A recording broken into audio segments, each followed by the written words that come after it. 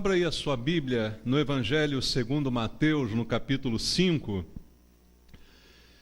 Vamos ler do verso 27 ao verso 30, 4 versículos do Evangelho segundo Mateus, capítulo 5, versículo 27 até o versículo número 30.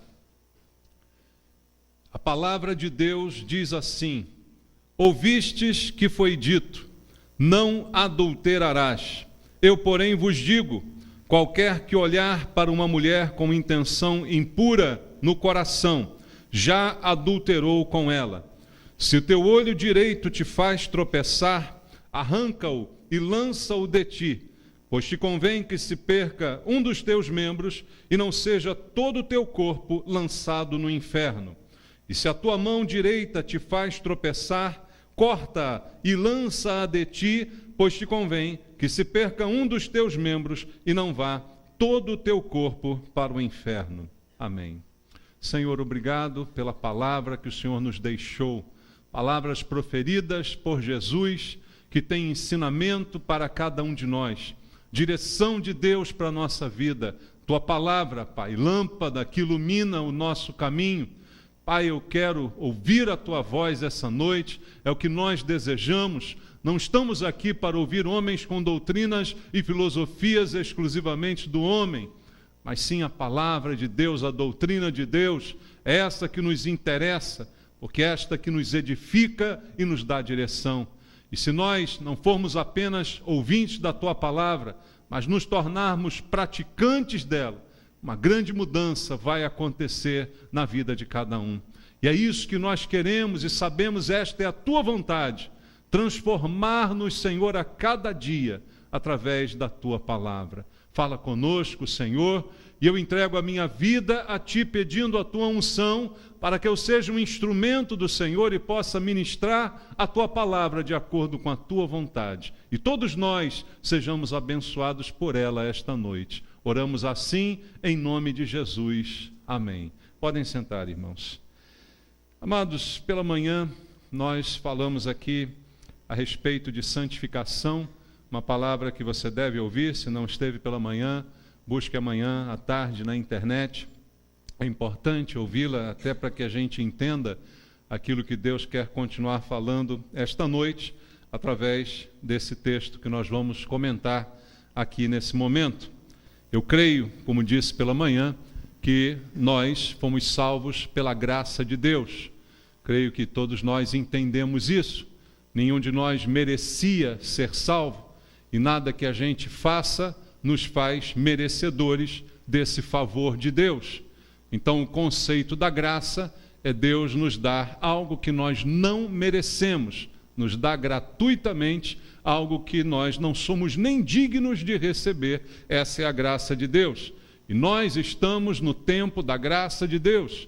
A Bíblia fala sobre isso, menciona esse assunto. Esse é o tempo da graça. Deus tem derramado da sua graça, tem salvo o homem dos seus pecados. É isso que tem acontecido nesse tempo.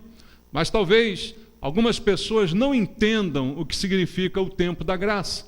E a gente pode fazer uma grande confusão com isso, e misturando os conceitos, meter os pés pelas mãos e fazermos coisas pensando que estamos baseados na Bíblia, quando na verdade não estamos, por falta de entendimento. Então, por causa da noção da graça, algumas pessoas podem dizer então que a lei de Deus ela foi completamente abolida, já que Jesus mesmo disse que ele veio para cumprir a lei, não é? Então você pode entender erroneamente que a lei não tem mais nada para nos ensinar, que ela não tem mais nenhum conceito de Deus que precisa ser entendido e aprendido por nós. Então muitas vezes na igreja há esses embates da graça contra a lei, da fé contra as obras. Isso é comum que aconteça no nosso meio. E muitas vezes erramos por causa da falta de entendimento da palavra de Deus. Veja, a lei de Deus, ela foi dada ao homem com uma razão, a razão de trazer ao homem os princípios de Deus, trazer ao homem coisas da natureza de Deus, da santidade de Deus, É no Antigo Testamento que nós encontramos pela primeira vez o texto bíblico dizendo: sede santos, porque eu sou santo. E isso é revelado na lei do Senhor. Então isso não é revogado. Há princípios ali que estão valendo e que precisam ser compreendidos por todos nós. São princípios de Deus e, como princípios, eles são eternos. Eles não têm prazo de validade, não vão caducar, não vão expirar. Eles vão valer sempre. Todos os princípios de Deus estão ainda em validade. Talvez as cerimônias, aquilo que foi ensinado como rituais cerimonialísticos, nós não mais pratiquemos, porque as cerimônias apontavam para um princípio. E hoje esse princípio se cumpriu na vida de Jesus. E eu não preciso mais praticar as cerimônias, mas os princípios ensinados, eles certamente continuam válidos para todos nós. E esse texto aqui é um texto, um exemplo de aquilo que Jesus afirma sobre a lei e sobre esses princípios e que a gente precisa entender, e o próprio Senhor Jesus traz aqui um esclarecimento. Nessas poucas palavras que nós lemos aqui, Jesus está citando princípios da lei. Veja o que ele diz no versículo número 27. Ouvistes o que foi dito, não adulterarás. Você já ouviu isso alguma vez? Aonde você ouviu isso? Na Bíblia? Na lei? Nos 10 mandamentos? Em Êxodo capítulo número 20? Está ali escrito, depois repetido em Deuteronômio. Então você também já ouviu isto. Jesus, ao falar para aqueles homens, ele falou para pessoas que já tinham ouvido isto na vida, porque tinham algum conhecimento da palavra de Deus, e esse é um mandamento claro do Senhor. Será que ele foi abolido porque estamos no tempo da graça? Será que agora no tempo da graça podemos adulterar à vontade? É isso que a Bíblia ensina para nós? Certamente que não. Então Jesus lembra para aquelas pessoas algo que elas já tinham ouvido anteriormente. Um princípio de Deus, de que Deus é absolutamente contrário ao adultério. E ele diz então: vocês ouviram o que foi dito, porque a lei de Deus afirma desta maneira. Aí no verso 28, eu, porém, vos digo, qualquer que olhar para uma mulher com intenção impura no coração, o que acontece? Já adulterou com ela. Jesus revogou o adultério? Eu acho que ele não fez isso não. Eu acho que ele agravou o adultério. Não é, irmãos? Ele não aliviou a lei do adultério. Ele não minimizou a lei do adultério. Muito pelo contrário, ele agravou o problema do adultério.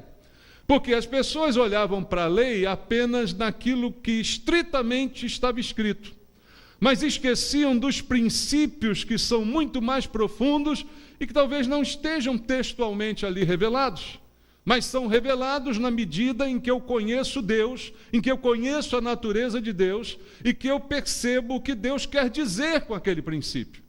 Quando ele fala de não adulterar, quer dizer que se eu tenho compromisso com uma pessoa, se eu sou casado, eu não devo ter nenhum tipo de relacionamento com outra pessoa. Isso é bem claro. Só que, de repente, a pessoa achava que era só isso. Aí Jesus diz: não, você não está entendendo o princípio direito. Porque talvez você diga assim: eu nunca adulterei. Por quê? Eu nunca traí o meu cônjuge. Eu nunca fui para a cama com outra pessoa além do meu cônjuge. Mas você, na sua mente, já foi para a cama com muita gente. Basicamente, é o que Jesus está dizendo. Então, ele afirma ainda o princípio da lei, ainda agrava, amplifica aquilo que na lei está simplesmente escrito em 2 palavras: não adulterarás. Ele diz o conceito de adultério é muito mais profundo do que apenas estas 2 palavras. O princípio que Deus quer revelar aqui é muito maior do que apenas as 2 palavras que estão escritas na lei. E ele diz então: qualquer um que olhar para uma mulher com uma intenção impura, no coração, de fato, ele já adulterou com ela, mesmo não tendo concretizado o ato em si. porque é algo que já foi enraizado no seu coração, é algo que já povoou a sua mente, é algo que já foi maquinado, pensado, desejado, sonhado, imaginado. Então ele coloca isso também é um adultério. E aí a gente fica num problema muito grande, porque o homem, a natureza do homem, que é uma natureza de pecado, quando é confrontado com algo desse tipo, normalmente a gente tenta sempre arrumar uma justificativa. O homem sempre tenta justificar a si mesmo. Nenhum erro que nós cometemos, nós gostamos de simplesmente dizer, errei. Dificilmente. Dificilmente, quando somos confrontados com algum erro, a gente diz, reconheço, errei. Normalmente, esse reconheço, errei, é acompanhado de uma justificativa. Eu reconheço, eu errei, mas você tem que entender que também aquela circunstância, aquele momento, aquela coisa que eu estava vivendo, aquele momento da minha vida, o que é isso? Uma tentativa de justificação. A Bíblia diz que não há um justo sequer. Ninguém é justo. Toda justiça nos é atribuída por Deus. Então, em Jesus, a justiça nos foi atribuída. Ele conquistou a justiça e atribuiu a mim.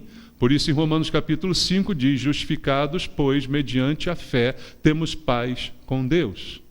A justiça que me foi atribuída, eu fui justificado. Mas o ser humano o tempo inteiro tenta se auto-justificar. Ele tenta dar uma desculpa para o seu procedimento errado. Ele arruma uma justificativa para ficar em paz com a sua própria consciência. É a chamada desculpa. Quando você erra, você dá uma desculpa. Não estou falando de pedir desculpa, mas de dar uma desculpa. Como quem diz, eu errei, mas se põe no meu lugar. Mas as circunstâncias, mas eu fui levado, eu fui dominado, mais. O que é uma desculpa a não ser uma tentativa de tirar de sobre mim a culpa? Porque ninguém gosta e consegue viver com culpa. A culpa é um sentimento que massacra, que oprime a pessoa. E se alguém se sentir muito culpado, fica tão oprimido que pode até morrer por causa disso. Então a gente tem a tendência de dar desculpas, de alguma forma tentar tirar um pouco da nossa culpa, mas diante de Deus isso não funciona, porque Deus não diz que eu tenho que tirar a minha culpa, Deus diz que Ele foi para a cruz para carregar a minha culpa, e eu simplesmente tenho as minhas culpas atribuídas a Cristo. Isso é a graça, isso é a salvação, isso é a misericórdia. Mas o homem, quando é confrontado com o pecado, ele deixa de lado o princípio e ele simplesmente quer se desculpar. Então, aquele simples mandamento não era completamente entendido. As pessoas diziam, eu não adultero. O outro mandamento, não matarás. Eu não mato ninguém. Então, eu me tenho por inocente. Talvez eu nunca tenha pego alguém, estrangulado até a morte, dado um tiro, sei lá, qualquer tipo de coisa, e levei alguém ao óbito, mas eu posso matar uma pessoa tirando a sua credibilidade, fazendo fofoca dela, matar a sua reputação, matar a sua saúde, fazendo todo tipo de provocação. Então as coisas são muito mais amplas do que as simples palavras colocadas na lei. O princípio é muito mais amplo do que apenas aquilo que está escrito. E é isso que Jesus está ensinando aqui nessas palavras, porque a falta de entendimento da graça faz com que alguns a considerem como uma desculpa para o pecado. A graça acaba se tornando a desculpa que eu preciso para pecar. E esse é o pior entendimento que eu posso ter da graça de Deus. Graça a algo que eu não mereço. E aí, como eu digo assim, não, nós estamos no tempo da graça, então se eu pecar um pouquinho, não tem problema nenhum. Isso seria completamente aviltante diante de Deus, mas infelizmente é esse o entendimento que alguns ainda possuem. Veja o que diz a Bíblia em Tiago, na carta do apóstolo Tiago, no capítulo 2, no versículo 8 até o versículo número 13. Vamos ler Tiago, capítulo número 2, do verso número 8 até o verso número 13 de Tiago, capítulo 2. Diz assim: Se vós, contudo, observais a lei régia segundo a Escritura, amarás o teu próximo como a ti mesmo, fazeis bem. Se todavia fazeis acepção de pessoas, cometeis pecado, sendo arguído pela lei como transgressores. Pois qualquer que guarda toda a lei, mas tropeça em um só ponto, se torna culpado de quê? De todos. Porquanto aquele que disse não adulterarás, também ordenou o quê? Não matarás. Ora, se não adulteras, porém matas, vens a ser transgressor da lei. Falai de tal maneira e de tal maneira procedei como aqueles que hão de ser julgados pela lei da liberdade. Porque o juízo é sem misericórdia para com aquele que não usou de misericórdia. A misericórdia triunfa sobre o juízo. Tiago coloca aqui palavras para entendimento de todos nós, dizendo que a lei, ou ela é toda obedecida, ou você fracassou completamente. É por isso que o homem precisava não apenas da lei, mas da graça. Porque não há um homem que consiga cumprir toda a lei ou obedecer a todos esses princípios. Então, se eu desobedeço apenas um deles, embora possa guardar todos os outros, igualmente estou culpado. Não adianta dizer que obedeci a um mandamento e ao outro não obedeci, a culpa permanece a mesma. Tiago, então, fala da necessidade do homem em relação à graça de Deus. Ela é uma necessidade, porque sem ela nós estaríamos mortos ainda nos nossos delitos e pecados. Sem a misericórdia de Deus que se renova sobre nós a cada manhã, já teríamos sido consumidos, como diz a Bíblia Sagrada. Então, é uma necessidade do homem. Falai de tal maneira e de tal maneira procedei como aqueles que hão de ser julgados pela lei da liberdade. Nós seremos julgados por Deus de acordo com esta lei, mas é uma lei de liberdade. Mas não é uma liberdade que me dá o direito de viver pecando. Essa é a graça barata que muita gente pode entender, de que seria ela como que um livre conduto, um salvo-conduto para viver pecando, porque estou debaixo da graça. O próprio apóstolo Paulo, questionando isto, diz: o que eu vou dizer sobre isso? Vou pecar mais para que a graça seja ainda mais abundante? Muito pelo contrário. Aonde superabundou o pecado, superabundou a graça.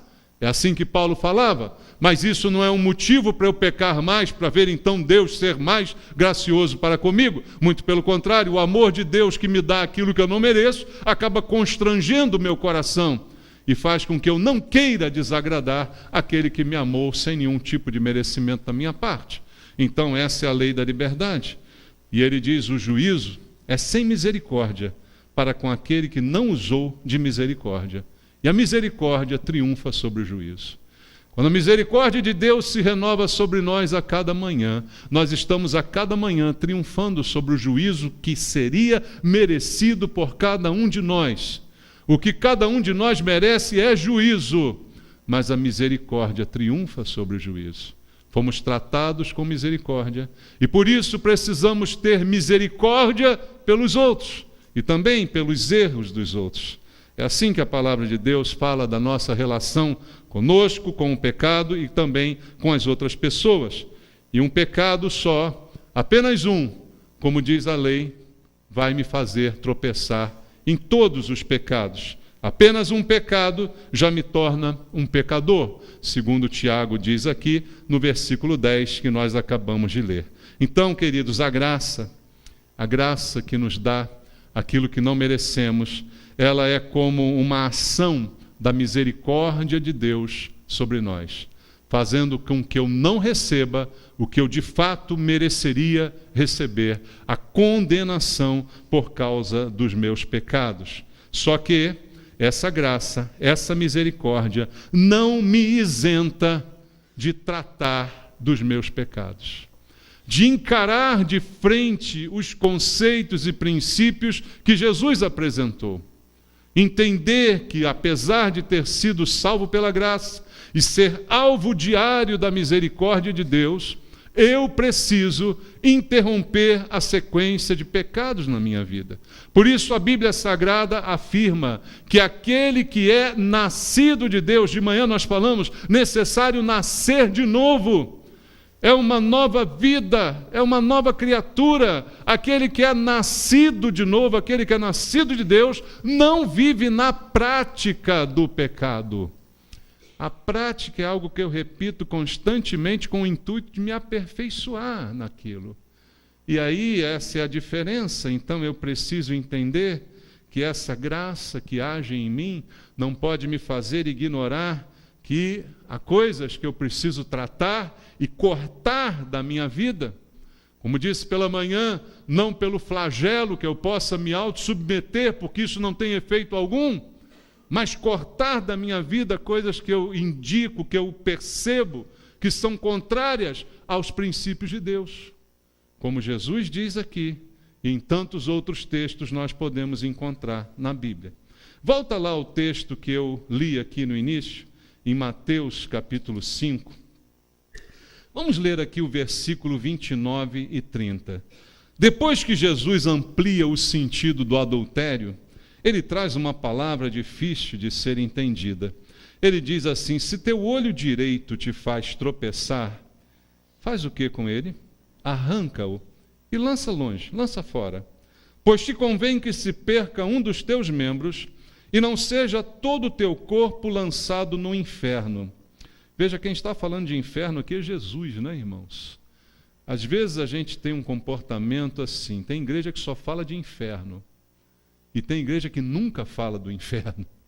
Eu acho que a gente não deve enfatizar só um ponto da Bíblia em detrimento de outro. Quando a Bíblia fala de inferno, a gente tem que falar de inferno. Quando a Bíblia fala de graça, a gente tem que falar de graça. Tudo cabe na pregação do Evangelho. Agora, não é um assunto único que o Evangelho tem para nós. Mas Jesus falou do inferno e falou da realidade do inferno. Não é uma fantasia, não é um lugar hipotético, não é uma figura de linguagem. Na visão de Jesus é um lugar literal. E ele depois dá várias outras dicas sobre o inferno, dizendo que é um lugar onde não morre o verme, aonde há ranger de dentes e choro. Então ele fala de um lugar literal, não de um sentido figurado nesse caso. Mas aqui ele diz que se há um problema com o meu olho, que por meio dele eu acabo pecando, tropeçando, até ligado ao adultério anterior, da intenção impura, o olhar. Veja, o que olhar com a intenção impura, então é um problema do olho, ele diz é melhor arrancar o olho e jogar fora do que com o olho, com tudo bonitinho, eu vou ser lançado no inferno. E aí ele diz no verso 30, e se a tua mão direita te faz tropeçar, corta e lança de ti, porque te convém que se perca um dos teus membros e não vá todo o teu corpo para o inferno. E aqui é que a gente tem que aprender a entender aonde a Bíblia é literal e aonde ela é figurada. Com relação ao inferno, ele é literal. Com relação ao cortar os membros, ele está usando uma figura de linguagem. Como eu disse pela manhã, as pessoas não entendem quando Paulo dizia que eu esmurro o meu próprio corpo e o reduzo à escravidão, para que, tendo pregado a outros, não venha eu mesmo a ser desqualificado. Você não imagina que Paulo andava por aí dando soco nele mesmo. Mas ele está falando de uma vigia constante sobre a sua vida, sobre os seus atos, sobre suas atitudes, sua postura, e isso é algo que todos nós temos que ter. Não fazendo o que a nossa carne quer fazer, não servindo à carne aquilo que ela gosta. E sabe o que carne gosta? Carne gosta de pecado. Então Paulo diz, eu soco a minha carne, porque eu não quero dar a ela o alimento que ela gosta, que é o pecado. E isso é um exercício pessoal do apóstolo, que nada tem a ver com aqueles que se autoflagelam com chicotinhos de correntes. Então ele está falando de algo espiritual. E aqui Jesus também não está falando ao pé da letra, porque veja bem, irmãos, se isso aqui fosse literal, a gente teria um monte de irmão e irmã aqui sem olho e maneta. Hã? Não? Hein? Quem nunca pecou com o olho aqui? Quem nunca pecou com as mãos? Eu acho que não teria ninguém aqui com os 2 olhos nem com as 2 mãos, se a gente fosse realmente levar isso aqui ao pé da letra e fazer isso aqui algo completamente literal. Mas, por outro lado, se não é literal, o que Jesus quis ensinar com isso? Qual o cerne desse ensinamento? Qual o princípio revelado aqui? Por princípio, ele ampliou a abrangência do adultério. Por princípio, ele agravou a situação do adultério. Mas agora, o que princípio ele quer dizer com esse negócio de arrancar olho, arrancar mão? Se não é literal, ele quer ensinar alguma coisa. Arrancar o olho, arrancar a mão, o que significa isso? Significa a mesma coisa que Paulo falou com relação a esmurrar o seu próprio corpo. Significa que eu mesmo sou responsável pelo meu corpo. Dá para você entender isso? Cada um de nós é responsável pelo seu corpo. Se você adulterar, você não vai poder dizer assim, olha, foi o meu corpo que saiu por aí e adulterou. Eu fiquei em casa dormindo, sabe? Mas o meu corpo saiu e pegou mulher na rua. Dá para fazer isso? Eu não, eu fiquei dormindo em casa. Mas eu não sei o que houve, eu fiquei sonâmbulo, né? Igual outro dia saiu no jornal, a mulher falou para o marido que ela foi para o mato, encontrou um espírito, o espírito engravidou ela. Acontece, poxa. Ora, bolas, né? Sai no jornal, esses jornais de escândalo aí, né? Sai aí, e aí? Aconteceu isso? Alguém pode dizer, não, meu corpo pecou sozinho, eu não estava lá, eu não estava, não sei por quê, o que aconteceu um mistério. E não, nós controlamos o nosso corpo, nós temos o poder de controlar os nossos olhos. E ali, queridos, a gente precisa entender, os olhos têm uma visão muito ampla, concorda? Nossa visão é 3D, é melhor do que televisão, do que óculos de realidade virtual. A nossa realidade não é virtual, é real mesmo. A gente vê tudo em 3D, mais de 180 graus de visão. Então você pode se deparar com um monte de coisa enquanto você está vendo. E aquela velha história que se conta por ali, você não pode impedir que um passarinho pouse na sua cabeça, mas você deve impedir que ele faça um ninho ali, não é? E para fazer um ninho ele teve que ir e voltar várias vezes, botando um galinho de cada vez. Pousar, ele pode pousar, você dá um tapa nele, ele vai embora. Assim como você não consegue controlar para tudo que você vai olhar. O problema é olhar a segunda vez, o problema é olhar a terceira, o problema é ficar vidrado, né? Esse é o problema. Então, o que o Senhor quer dizer aqui com cortar o olho, cortar a mão, é uma renúncia completa a tudo que me afasta da fé e me conduz ao pecado. E isto é algo que só eu posso fazer e que não vai ser feito por mim. Pela manhã nós vimos o conceito de que é Deus que me santifica. Mas como Ele me santifica? Quando eu me rendo a Ele. Da mesma forma que Ele me salva quando eu me rendo a Ele, Ele me santifica quando eu me rendo a Ele. Mas quando eu me rendo a Ele, eu entrego a Deus, como disse a Bíblia, o texto que nós lemos de manhã, no espírito, na alma e no corpo. Eu me entrego totalmente. E Deus então me santifica, porque eu me entreguei completamente a Deus. Mas tudo aquilo que eu não entrego a Deus continua sob o meu controle e eu sou o culpado de todos os meus atos, de tudo aquilo que eu faço com o meu corpo que não foi entregue ao Senhor.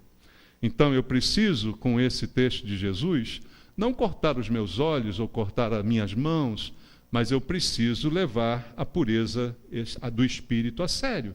Eu preciso cuidar daquilo que eu vejo, daquilo que eu toco, daquilo que minhas mãos pegam, eu preciso cuidar. Eu preciso cuidar de cada aspecto do meu corpo, dos lugares aonde eu vou. Eu preciso cuidar de tudo aquilo que eu faço com o meu corpo, porque sou eu que estou no controle dele. Eu não fui tomado por uma entidade. Eu é que controlo o que eu quero ou não fazer, o que eu quero ou não ver. Esse princípio também que foi falado de manhã, no sentido de que a Bíblia diz, todas as coisas me são lícitas, mas nem todas me convêm, e eu não me deixo dominar por nenhuma delas. Nós então temos o poder dado por Deus de discernir o que é bom, o que não é, o que é certo, o que é errado, o que eu devo fazer, o que eu não devo. Não é uma igreja que vai dizer para mim, não toque nisso, não toque naquilo outro. De manhã nós lemos um texto em que a Bíblia diz que isto não tem nenhum poder contra a sensualidade. Não toque isso, não manuseie aquilo, não prove isso. Isso não é coisa da igreja fazer. Mas é coisa de cada um de nós saber discernir o que é bom para mim, o que não é bom para mim. O que é bom para a minha vida, o que não convém para a minha vida. O que é bom para o meu corpo, o que não é bom para o meu corpo. Mas sou eu que tenho que cuidar. E aí Jesus deu a responsabilidade a cada um de nós de, se tiver que cortar, cortar. Ah, mas o meu olho gosta disso aí. Mas você tem que cortar isso aí. Mas a minha mão gosta de botar a mão em cambuca. Você tem que cortar isso aí. Não pode. E é você que precisa fazer algo a respeito. E aí são coisas que não se pedem a Deus. Senhor, não permita que eu olhe para uma mulher amanhã quando eu for para o trabalho. Vai dar certo essa oração, irmão? Mas não é Deus que permite ou deixa de permitir. É você que sabe o que você faz com o seu olho, com o seu corpo. Você não é um boneco na mão de Deus. Deus não criou a gente assim, criou? Deus nos deu liberdade. É a lei da liberdade, lembra do que disse Tiago? Então não adianta orar pelo aquilo que Deus não vai fazer e que não é responsabilidade dele fazer. Senhor, não deixa eu olhar coisa ruim. Não deixa eu botar a mão em cambuca. Não vai funcionar, a mão é sua, você bota onde você quiser. O olho é seu, você vê o que você quiser. É assim que funciona e é assim que nós temos que tratar, porque a pureza deve ser uma responsabilidade de cada um. E a Bíblia diz que isso é um dever. Veja, em 2 Coríntios, capítulo 11, no versículo número 3, na segunda carta de Paulo aos Coríntios, no capítulo 11, vamos ler aqui, no versículo número 3, está escrito: mas receio que, assim como a serpente enganou a Eva com a sua astúcia, assim também seja corrompida a vossa mente, e se aparte da simplicidade e pureza devidas a quem? Devidas a Cristo. Nós devemos pureza, simplicidade a Cristo.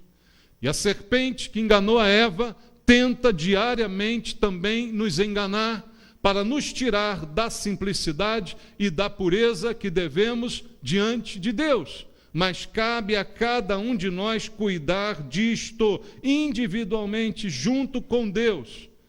Você e Deus num relacionamento de entrega, para que Ele então possa te santificar, como nós falamos hoje aqui pela manhã.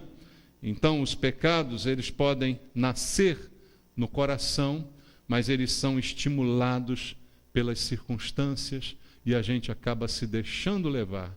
Veja como disse a palavra de Deus, ela diz: nós somos em tudo tentados. Jesus também o foi, porém sem pecado. Tentação, ser tentado, não é pecado.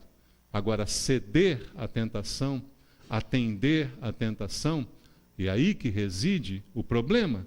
Então, o pecado, quando nascer no coração do homem, ele precisa ser dali arrancado.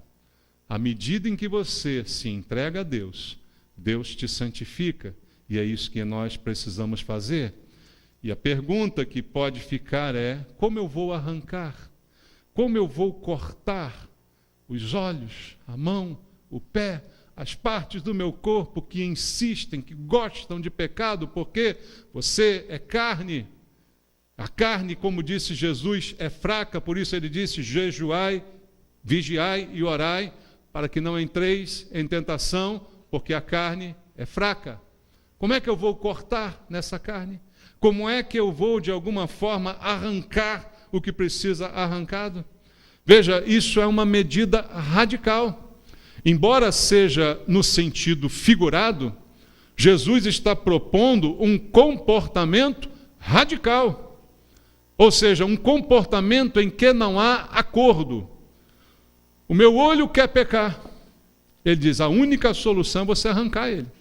Como eu disse, não é literal, mas é radical. Não dá para fazer um acordo com o olho.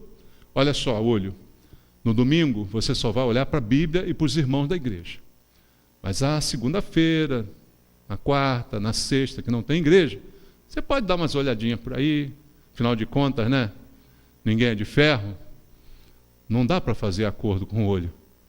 Então, por isso, Jesus disse, arranca, porque o tratamento precisa ser radical. E aí, cada um de nós tem um nível dessa radicalidade que precisa ser implantada na vida individual de cada um. Há pessoas que não podem bobear 1 milímetro, precisam ser radicais em determinados comportamentos, porque sabem que se derem uma brecha naquilo, aquilo vai se tornar uma bola de neve. É como aquele que já foi viciado em bebida. Se ele tomar um pinguinho de bebida, ele sabe que aquilo é uma porta que se abre. Então ele precisa ser radical. Eu não tomo nenhuma gota, porque isso é complicado para mim. Já o outro que pode tomar uma gota, que não vai se embriagar, como a Bíblia diz, não devemos fazê-lo. Então isso muda de pessoa para pessoa, mas o comportamento deve ser o mesmo. Deve ser algo radical para que o problema seja resolvido. Porque os desejos da carne são eles que escravizam o corpo. Em Romanos, no capítulo 8, vamos ler? No versículo número 13, está escrito assim: porque se viverdes segundo a carne, caminhais para onde? Para a morte. Mas se pelo Espírito mortificardes os feitos do corpo, certamente vivereis. É uma escolha, é uma questão de vida ou morte. Por isso Jesus foi radical dizendo, é céu ou inferno. É uma questão de vida ou morte. É algo que eu preciso ser radical quanto a isso. Se eu viver pela carne, eu vou para a morte.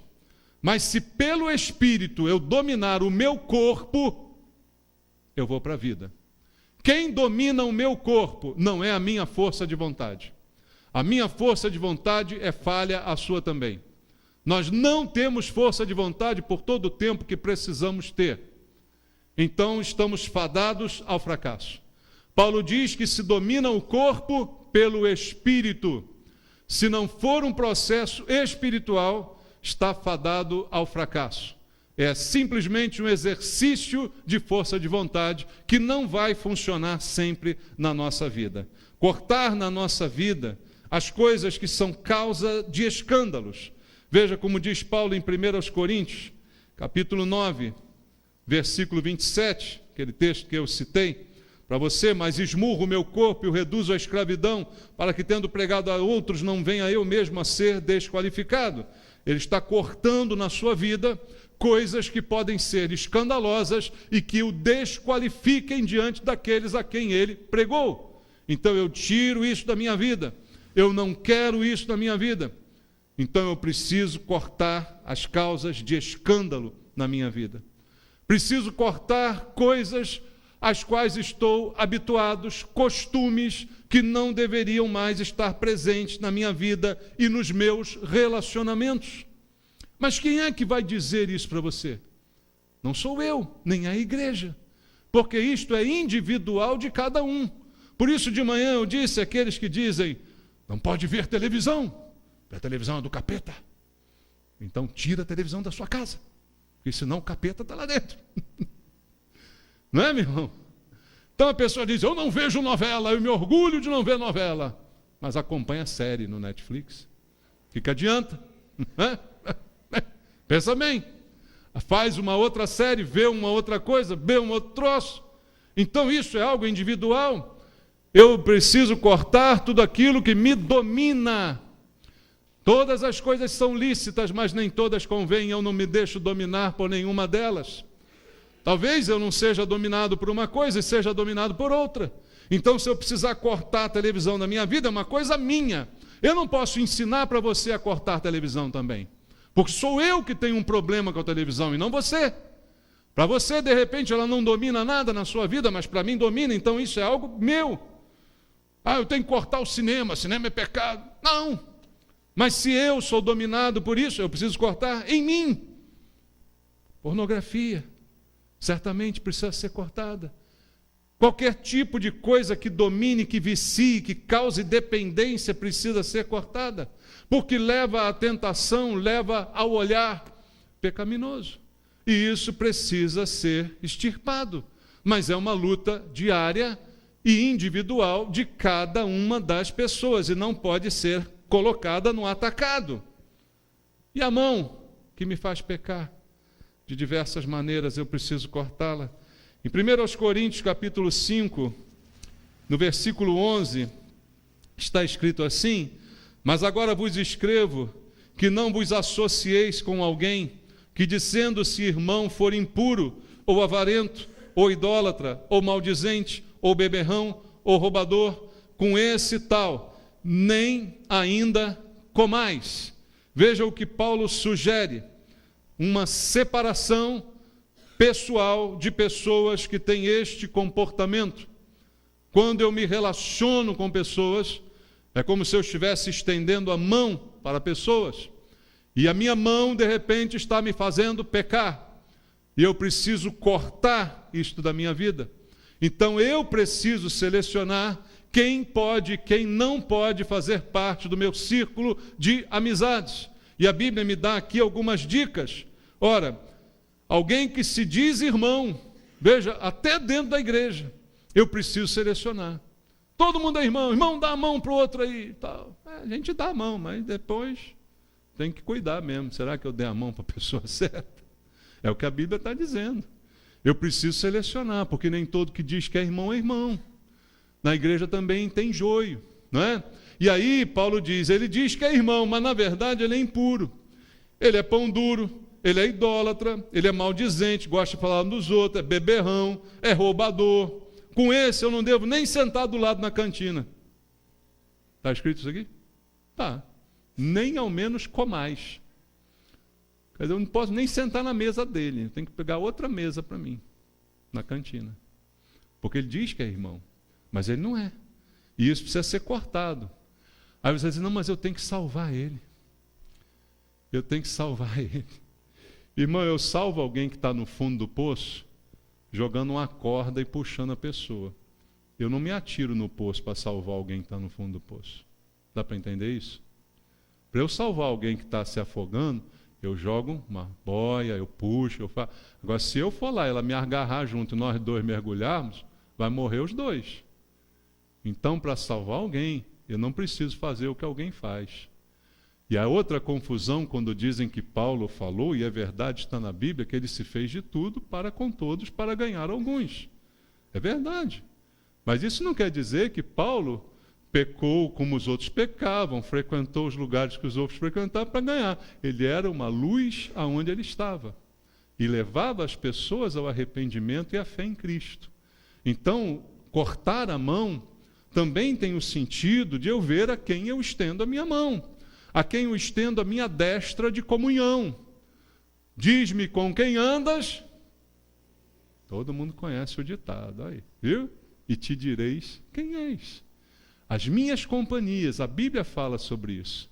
As más companhias corrompem os bons costumes. É a versão bíblica para o ditado popular, diz-me com quem andas e te direi quem és. Então, o meio onde eu ando, as pessoas que me cercam, certamente me influenciam. E eu preciso estar disposto a cortar radicalmente da minha vida essas coisas.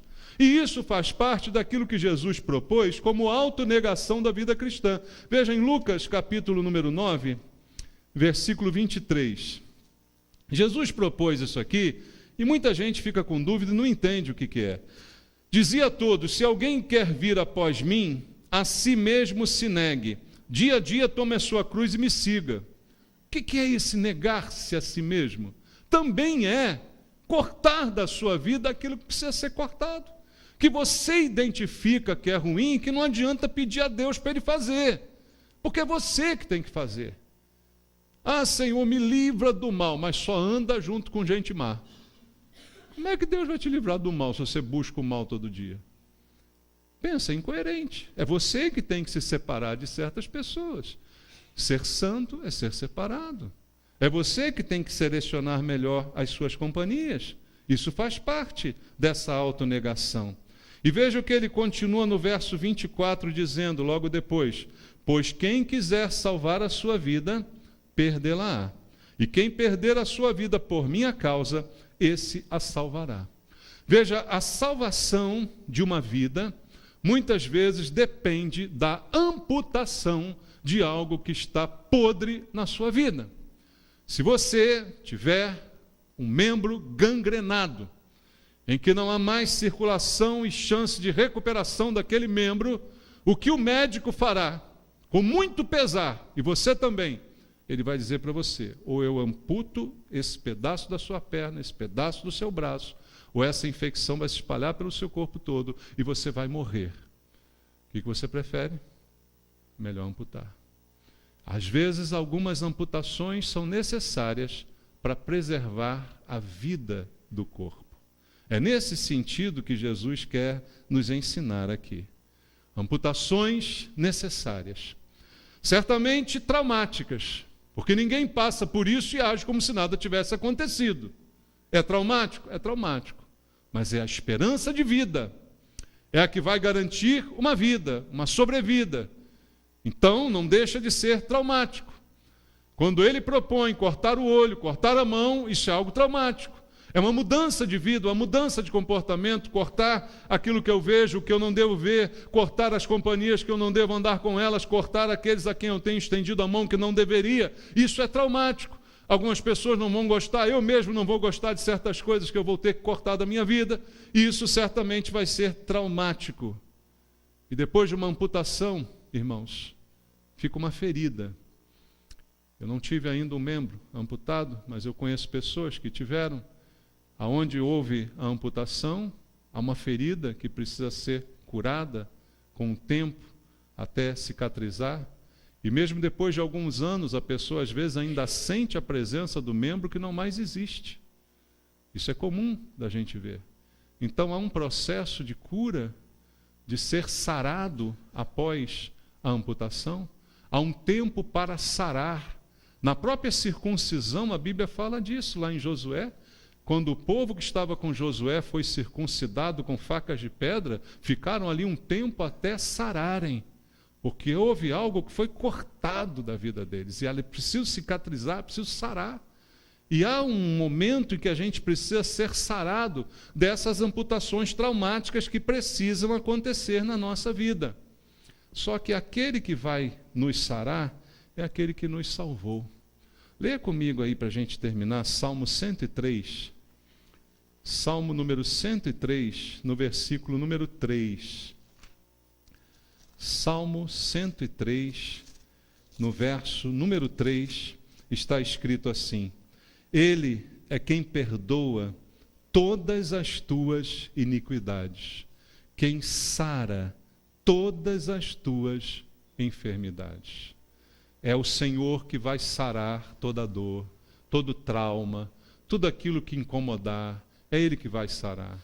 Mas a minha parte é encarar com seriedade aquilo que precisa ser feito, rendendo-me, entregando-me a Cristo para que haja santificação, mas sabendo que aquilo que estiver doendo, necessitando de cura, quem vai sarar é o Senhor que sara.